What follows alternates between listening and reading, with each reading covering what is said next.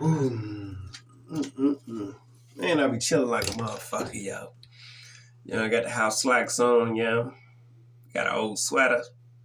Fucking chilling. I used to wear the motherfucking slacks all the time, yo. It's Mr. Businessman and shit. Slacks, the whole societal makeup. What the fuck that supposed to be? It's cool as fuck, yo. It's funny how, when you're in a profession and you're playing that role in your profession and you start to, you know, look the part, play the part, speak the part. And long before you even knew what the fuck the part was, you were playing the role. You actually got down to work. Don't sound like somebody getting chased out of that bitch. Oh no.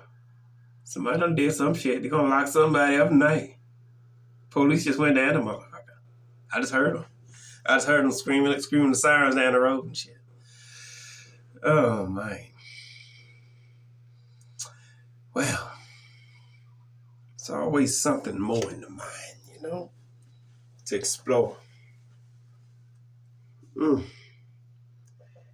These moments just flow, You recognize what's up, yo.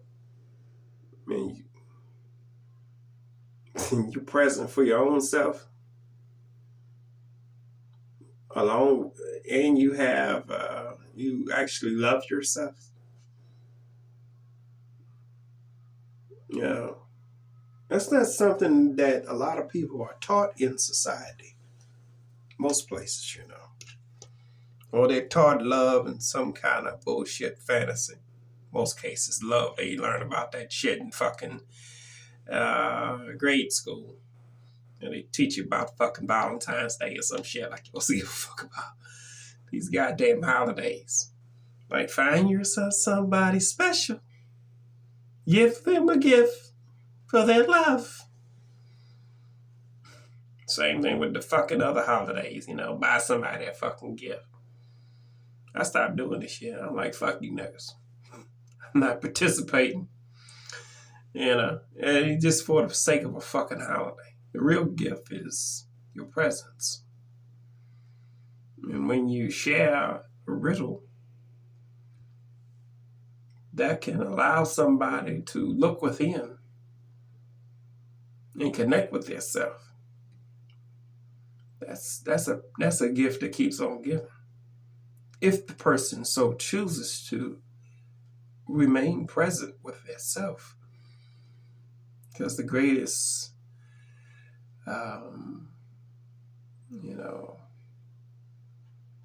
gift that you can ever receive is presence. Self-recognition. When you recognize who you are, how you come to be. You know the world you live in. You know what it really is all about.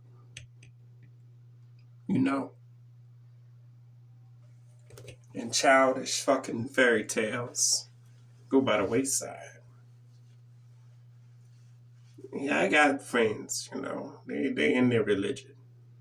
And they've been doing it since childhood. What I found is the ones that have been exposed to their religion so vigorously since childhood are some of the most brainwashed souls in the present time. You see what I'm saying? This moment, this cycle. Time is a tool that tracks the cycles in this cycle here. There are a lot of adult children out there.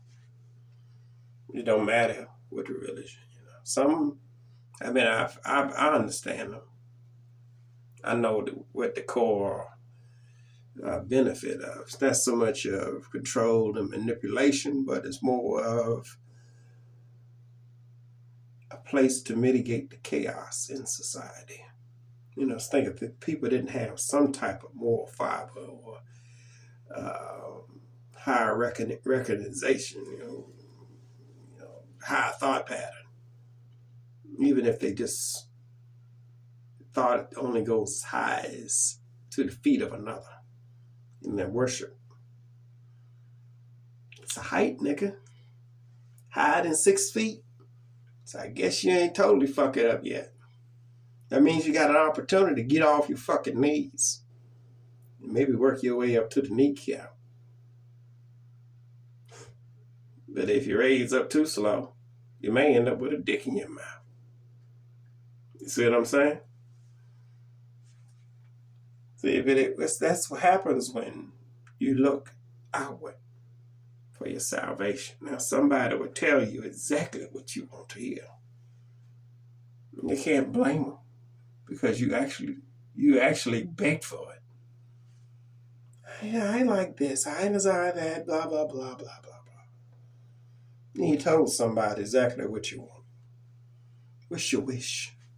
What you want? You ever have somebody ask you that?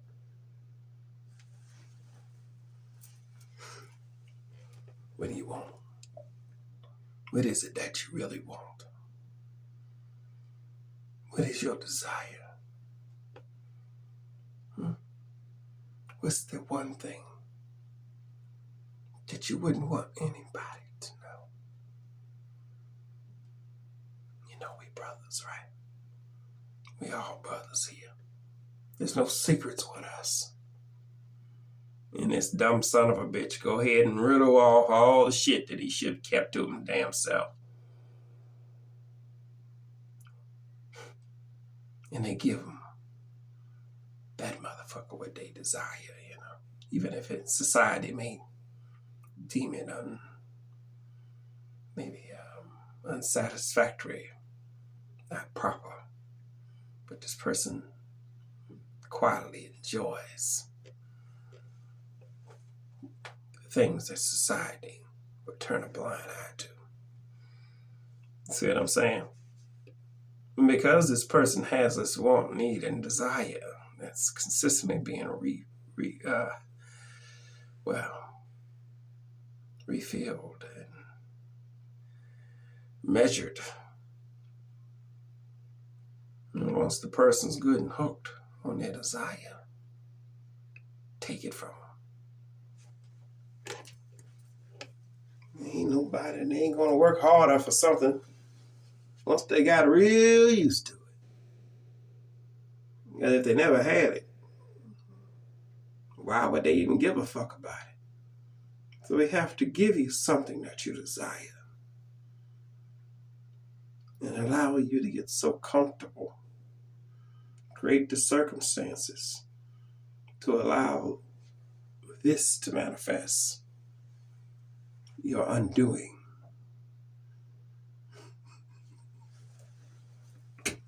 It don't take much. It really, really does not take much.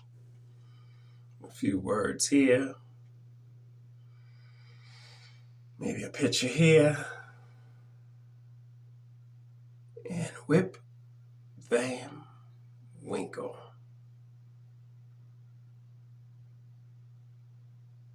The person has what they desire.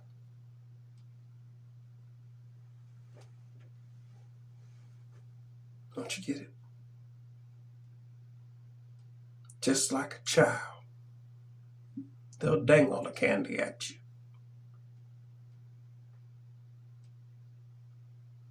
And tell you that you can't have it. And if you touch it, there's a problem. So by your actions, parent, that dangles the gift at the child,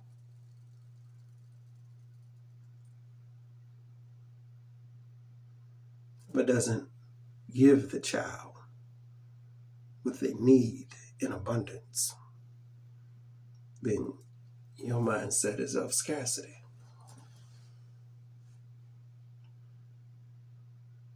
Okay, let's give you more scarcity. Say you was a poorhouse nigga that didn't have much on the plate because, well, you was a poorhouse nigga. And you grow up in society and do what they tell you to do. get you a good job, some benefits, and blah, blah, blah. And that is you doing everything they told you to do to perfection. Nothing extra. Just this. And you enjoy the fanfare and entertainment they give you. Wonderful. Oh. Now you got a little money in your pocket. You want to fulfill the image, right? I'm going to go out to several 5-star restaurants and have me a wonderful dining. I'm going to go to this designer and I'm going to get myself custom tailored. Okay, great. And then life goes on and then they give up a little bit more of their independence. See? As the revenue flows like water in new roles that could be taken on and perfected, this person has reached their egotistical benchmark.